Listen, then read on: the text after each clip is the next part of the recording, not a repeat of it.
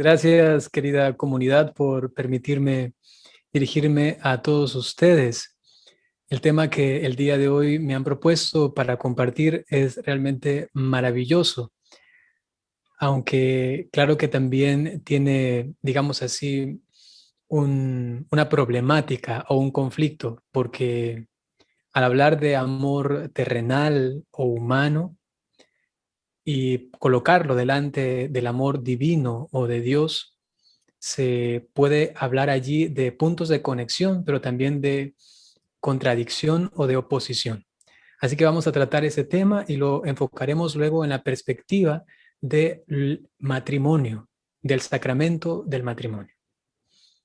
Vamos a comenzar con esta pequeña que llamaba yo problemática. Y es que cuando se escucha el título, ¿no?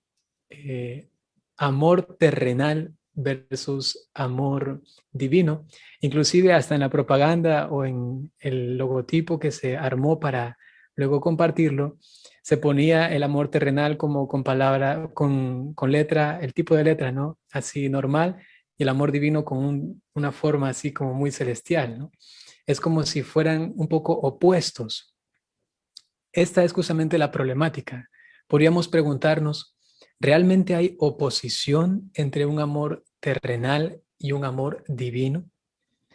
Quizá hay puntos de conexión. Si los hay, ¿cuáles son?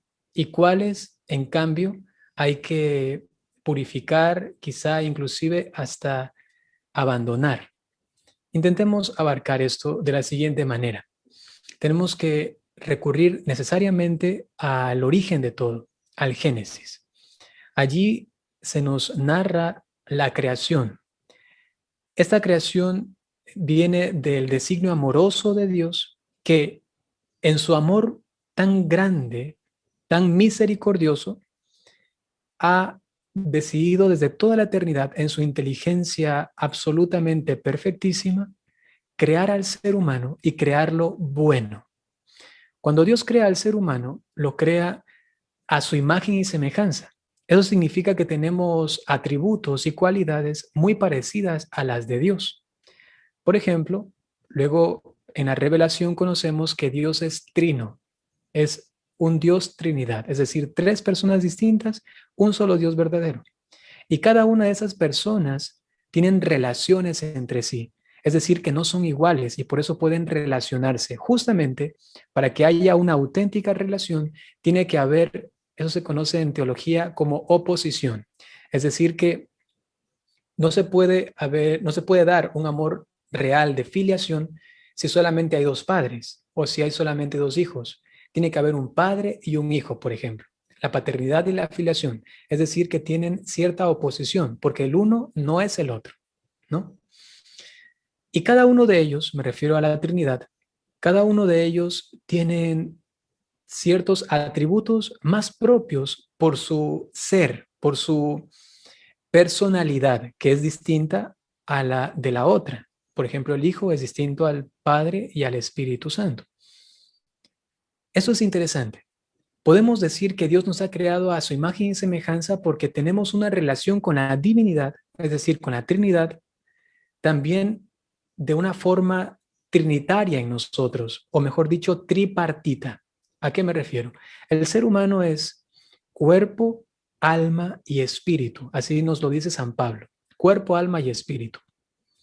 Y nosotros nos relacionamos con nuestro Dios creador también con estas tres, digamos, partes que nos componen y así se desarrolla una relación de amor. Por ejemplo, algo fundamental del ser humano es justamente el amor. El amor. Cuando no amamos, es como si la vida no tuviera sentido. Cuando nos hieren en el amor, casi que nos sentimos heridos de por vida. Cuando alguien traiciona el amor que hemos brindado con sinceridad, sentimos que ya no podemos confiar en absolutamente nadie. ¿Por qué? Porque el amor hace parte esencial del mismo ser humano. Dios nos ha creado para amar. ¿Y este amor con qué persona divina se relaciona? Pues se relaciona sobre todo con aquella que es amor, es decir, el Espíritu Santo. Luego, he dicho, somos también alma y somos cuerpo. Cuando hablamos de el cuerpo, en cambio, más fácilmente nos podemos direccionar hacia el Hijo. El Hijo, desde su encarnación, asumió la corporalidad.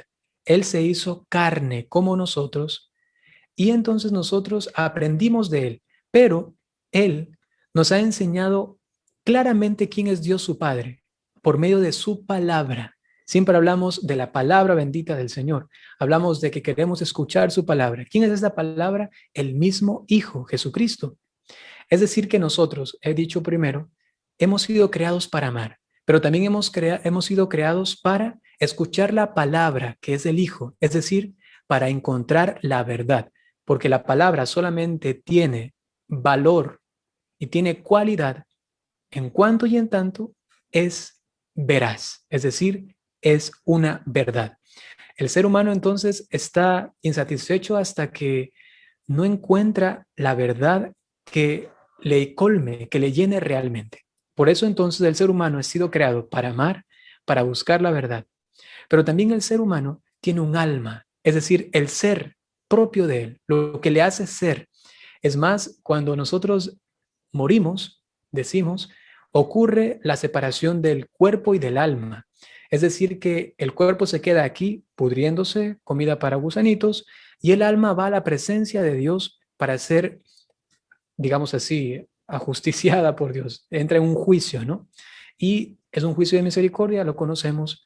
Esta alma es la que realmente porta nuestro ser, con lo cual podemos decir que además del amor, además de la verdad, nosotros hemos sido creados para ser lo que somos, es decir, nuestra identidad.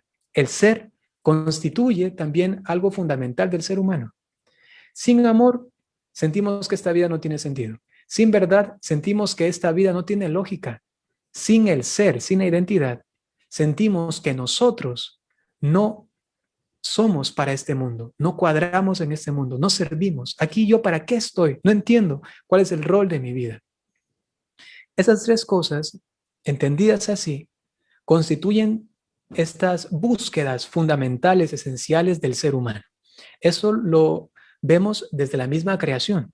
Dios Trinitario creando a un hombre tripartito, cuerpo, alma y espíritu.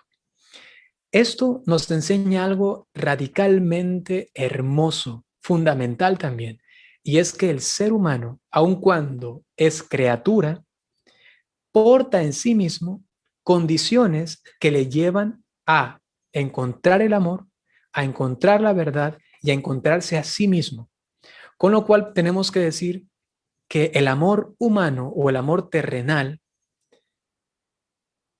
es una expresión del amor divino celestial. Así lo decía San Juan Pablo II. Decía que justamente este amor humano terrenal ha sido dignificado por Dios y lo ha querido siempre. Lo ha querido siempre. Lo que sucede es lo siguiente.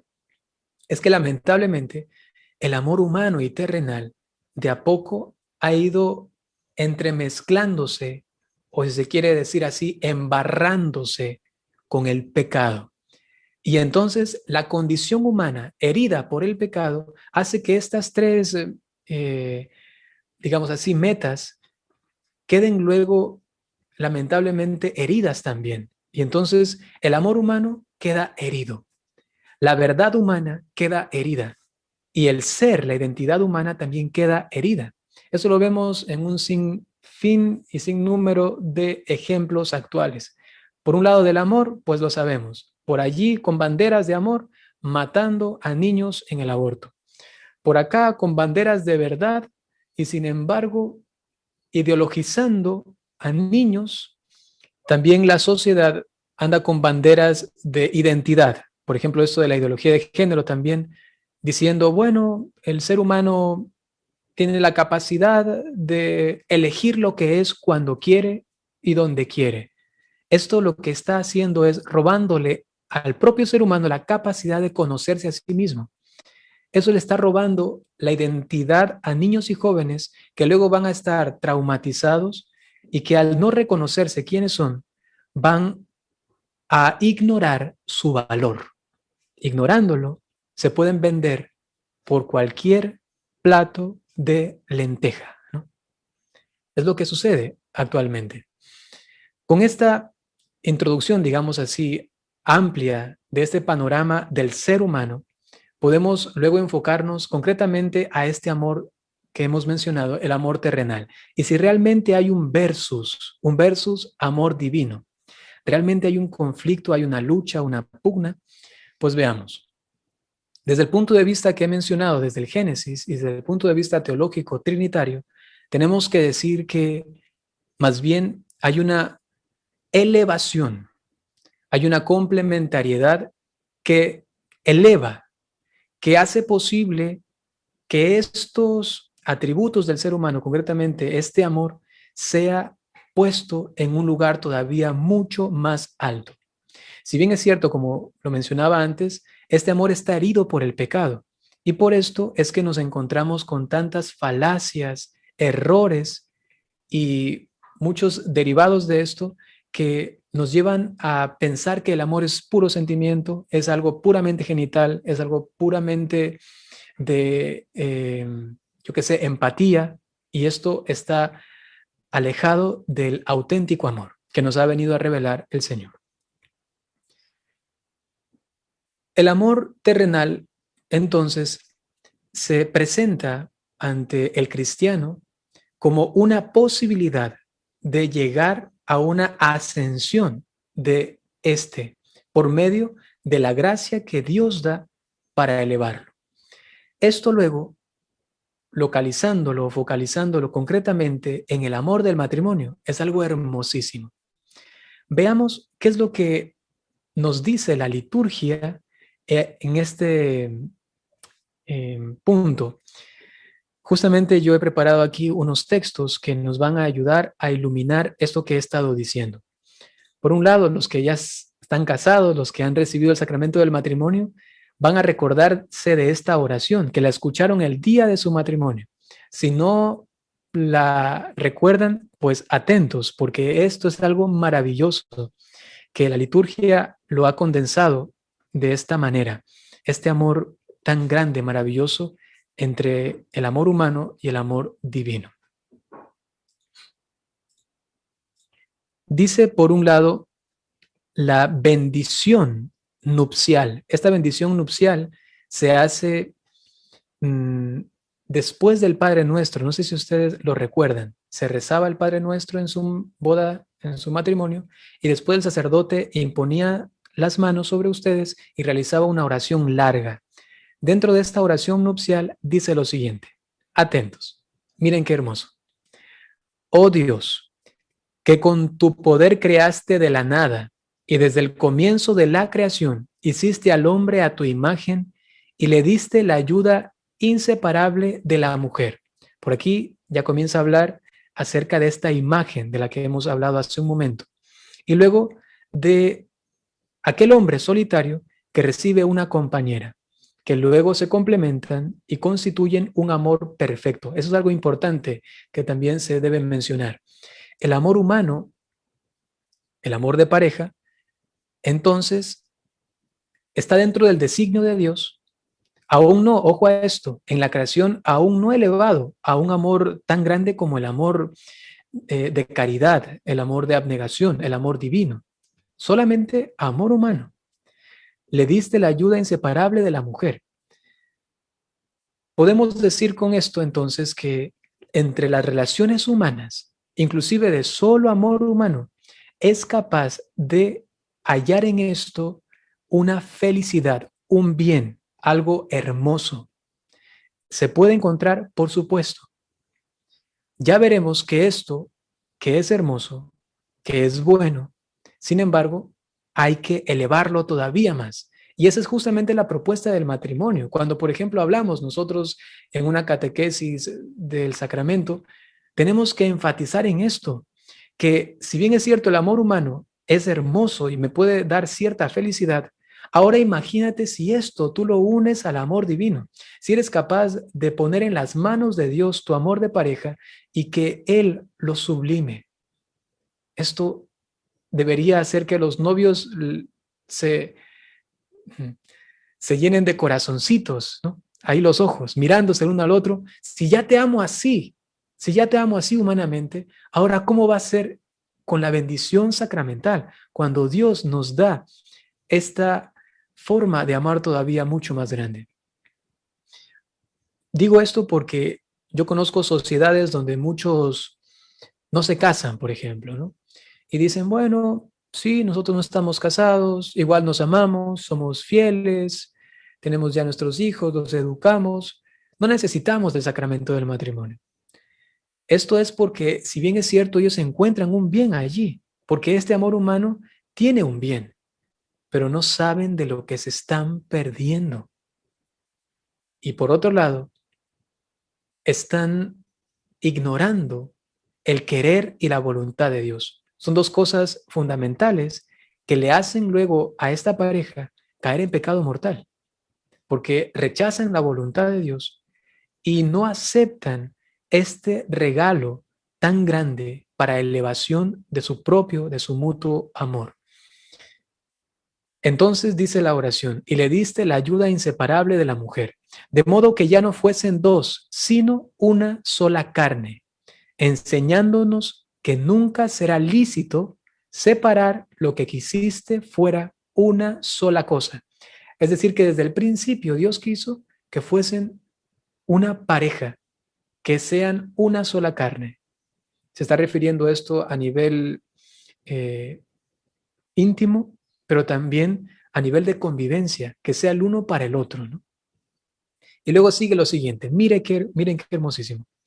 Oh Dios, que consagraste la alianza matrimonial con un gran misterio y has querido prefigurar en el matrimonio la unión de Cristo con la Iglesia.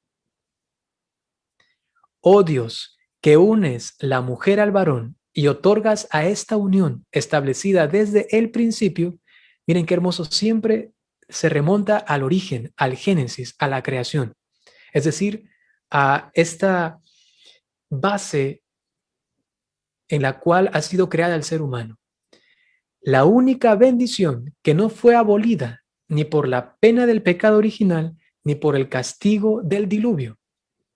Ojo a esto. Es única, la única bendición que no fue abolida ni por la pena del pecado original, es decir, ni después de que pecó Adán y Eva, ni después del diluvio. ¿Se entiende esto?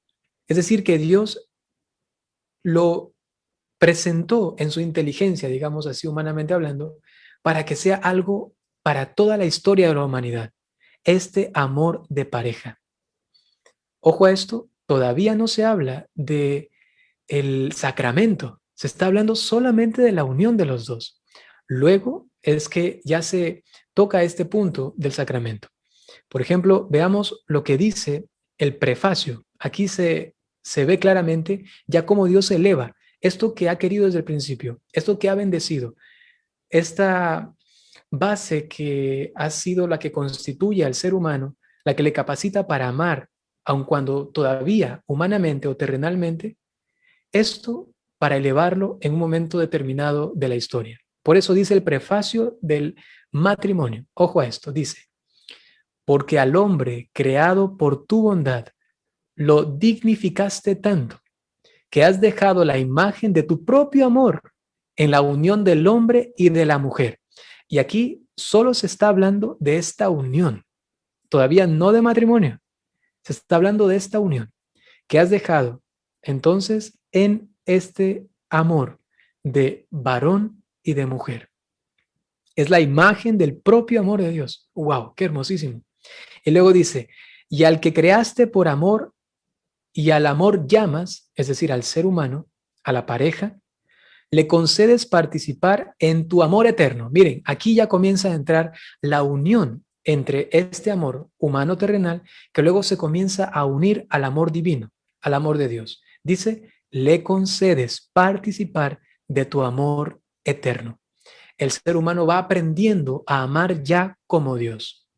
Y continúa el prefacio de la misa. Y así, el sacramento de estos desposorios, signo de tu caridad, consagra el amor humano por Cristo, Señor nuestro. Aquí ya entra el sacramento. Y así el sacramento de estos desposorios, es decir, de esta unión de estos dos esposos, se constituyen ahora signo de tu caridad. Ya no se habla de amor, sino que ahora se habla de caridad. Es decir, que el amor más perfecto, aun cuando humano y terreno, tiene que irse graduando y configurando con este amor sublime, este amor de Dios, que ya se convierte en amor de caridad, porque en el amor de pareja tiene que haber también amor de caridad. Si solamente es amor de pareja, sería puramente humano, sería puramente terreno, pero el amor divino lo hace amor de caridad. ¿Qué significa esto? Abnegación, capacidad de morir a uno mismo para buscar el bien del otro, capacidad de soportar, de tener paciencia, capacidad de pedir perdón, de decir ayúdame, de decir fue mi culpa, capacidad de aceptar los propios límites y las incapacidades mismas, qué paradójico, para acudir a la otra persona y decirle necesito o sencillamente te necesito. Esto es amor de caridad. Es lo que muchas veces falta en los matrimonios, porque nos hemos quedado a nivel de sociedad en una visión puramente humana del amor. Y por último, decía este prefacio, consagra el amor humano por Cristo, Señor nuestro. Es decir, que este signo de tu caridad es ahora este amor humano que ha sido consagrado. ¿Consagrado dónde? En el sacramento del matrimonio. Esta charla, según me propusieron, se llama Amor terrenal versus amor divino. Con lo que he dicho, parece que se torna un poco distinto el enfoque, porque podemos decir más bien amor terrenal asumido como un amor divino. Es decir, que el amor terrenal puede ser elevado, ¿no? Puede ser asumido por Dios y transfigurado, perfeccionado hasta un amor divino. Eso es importante recalcar, queridos hermanos, porque luego suele pasar que el ser humano, sobre todo los católicos, los cristianos, ¿no? Cuando hablan acerca del amor, suelen menospreciar el amor humano. Qué hermoso, Benedicto XVI decía que Jesucristo tenía pasión por nosotros. Wow.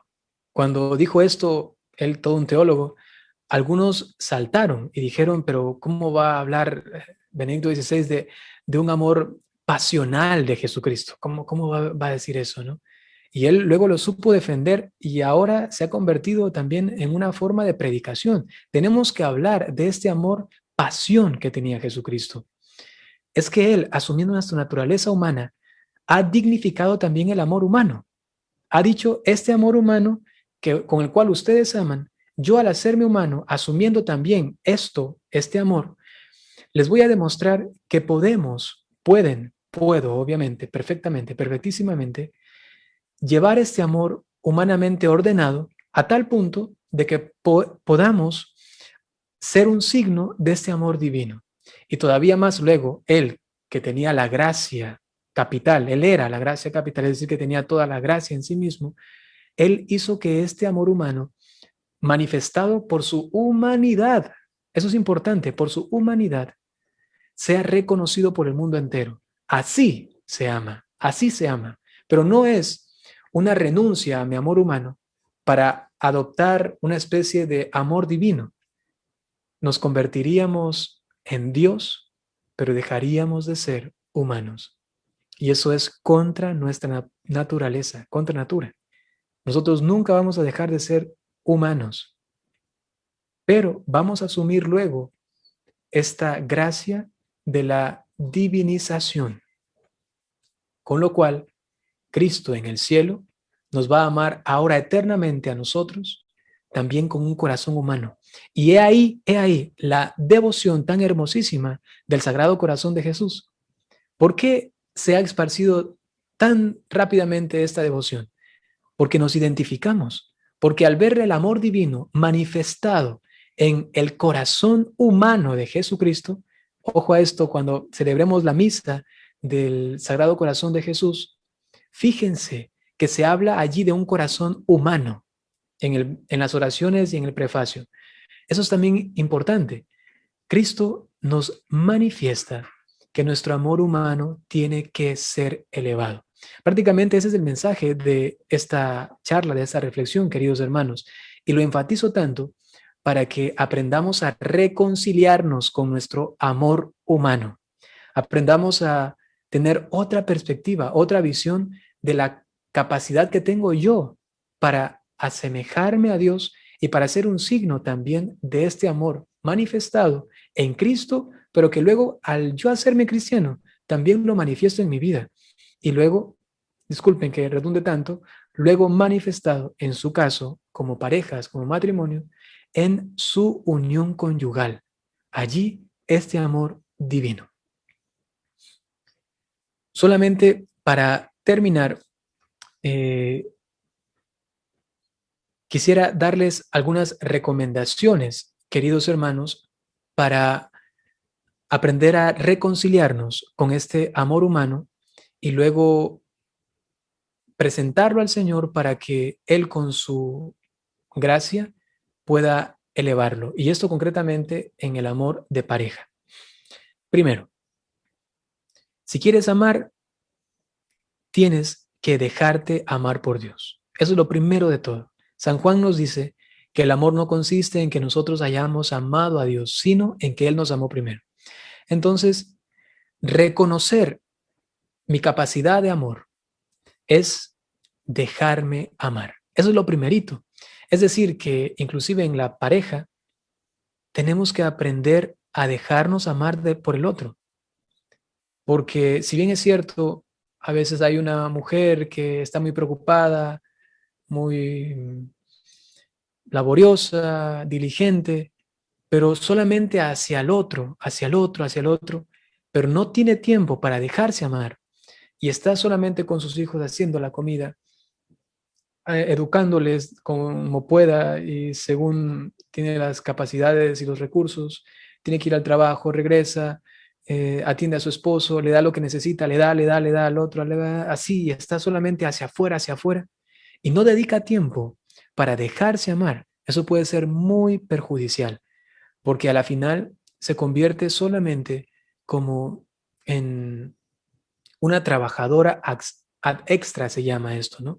Es decir, que solamente da todo hacia afuera. Es una operación que no interioriza, sino que solamente da y da, con lo cual se pierde la profundidad del amor.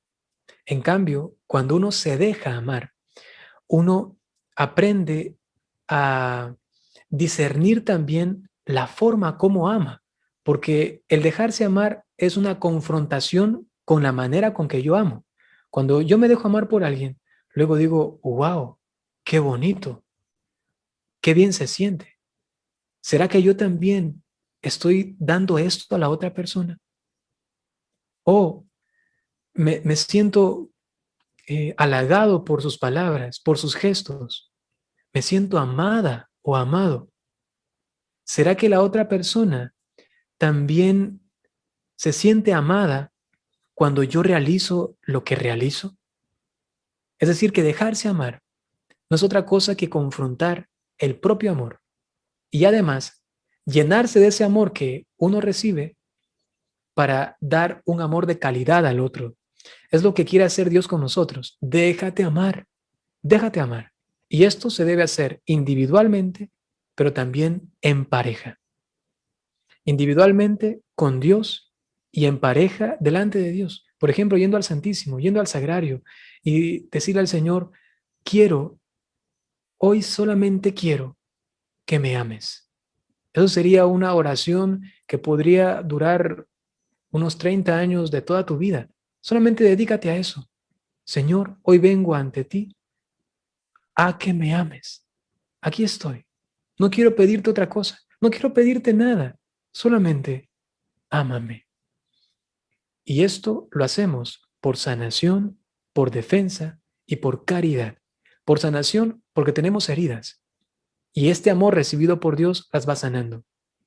Lo hacemos también por defensa, porque este amor recibido de Dios nos da la capacidad para discernir y diferenciar los amores. Y así podemos amar mejor. Es decir, que nos defiende del error de amar mal, o mejor dicho, el desamor. Y por último también es caridad. ¿Por qué? Porque por fin mi amor humano se va elevando a este camino, ¿no? Entonces, la primera indicación práctica es dejarnos amar. Esto nos capacita luego para lo que sigue. ¿Y qué sigue del dejarme amar? Sigue amarme a mí mismo.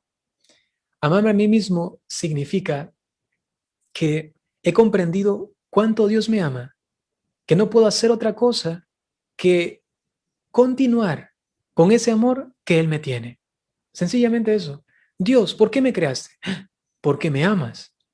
Es decir, que soy valioso. Es decir, ya en Cristo, que valgo su preciosísima sangre, como nos dice San Pedro.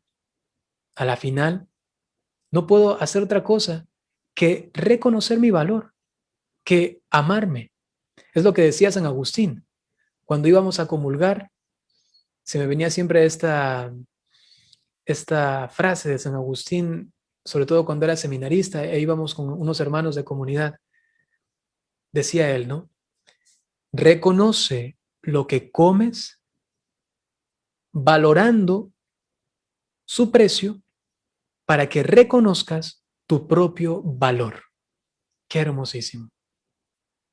Reconoce el valor de lo que estás comiendo para que reconozcas tu propio valor, para que no te devalúes, decía él, ¿no? Para que no te devalúes.